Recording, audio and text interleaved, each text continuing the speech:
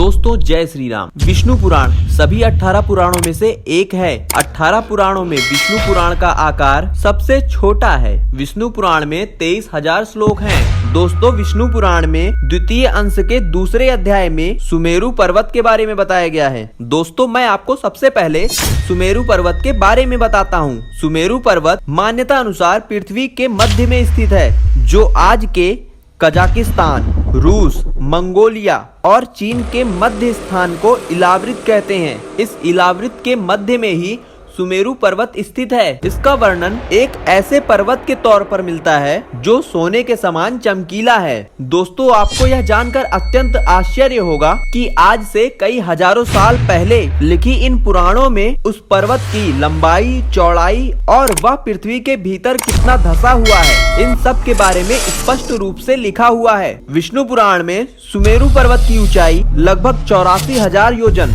वहीं पृथ्वी के भीतर नीचे की ओर 16,000 योजन धंसा हुआ है। इसके ऊपरी भाग का विस्तार 32,000 योजन बताया गया है तथा निचले तल का विस्तार केवल 16,000 योजन बताया गया है। इस प्रकार यह पर्वत संपूर्ण पृथ्वी पर कमल की कर्णिका के समान है। और हाँ, आपको योजन के बारे में बताऊं तो यह पूर्व में दूरी गणना करने हेतु प्रयोग की जाने वाली इकाई है। इसमें एक योजन का मतलब लगभग 9 मील होता है। विष्णु पुराण में 6वें अंश के 7वें अध्याय में लिखा है, मनुष्य के बंधन और मोक्ष का कारण केवल मन ही है। विवेक ज्ञान संपन्न मुनि अपने मन को स्थिर कर मोक्ष रूपी परमात्मा को प्राप्त करता है और मूर्ख व्यक्ति संसार की व्यर्थ चीजों में अपना जीवन समर्पण कर बार बार जन्म लेता है।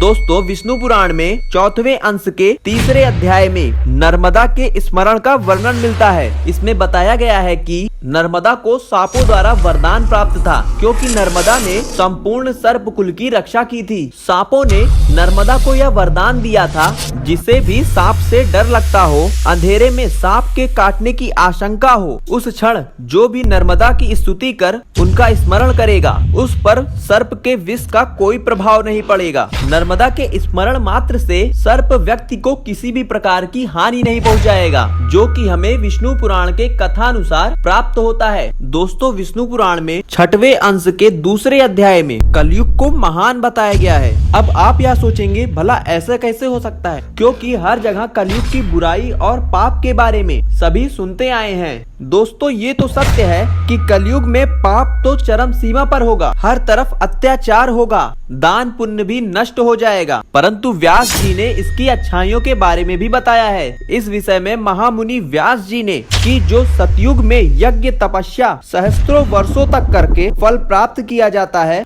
जो त्रेता युग में कई वर्षों के ब्रह्मचर्य का पालन करने के उपरांत पुण्य प्राप्त होता है, उन सब से ज्यादा पुण्य कलयुग में केवल एक दिन और रात में मिलता है। और वह पुण्य केवल श्री कृष्ण के नाम की कीर्तन मात्र से ही प्राप्त हो जाता है। अर्थात दोस्तों कलयुग में भगवान के नाम का भजन ही सभी पापों को नष्ट कर सकता है। तो दोस्तों आपको हमारे द्वारा विष्णु पुराण से दी गई जानकारियाँ कैसी लगी, हमें कमेंट में बताइएगा। और हाँ, कमेंट में जय श्री नारायण लिखना ना भूलें। जय श्री राम दोस्तों।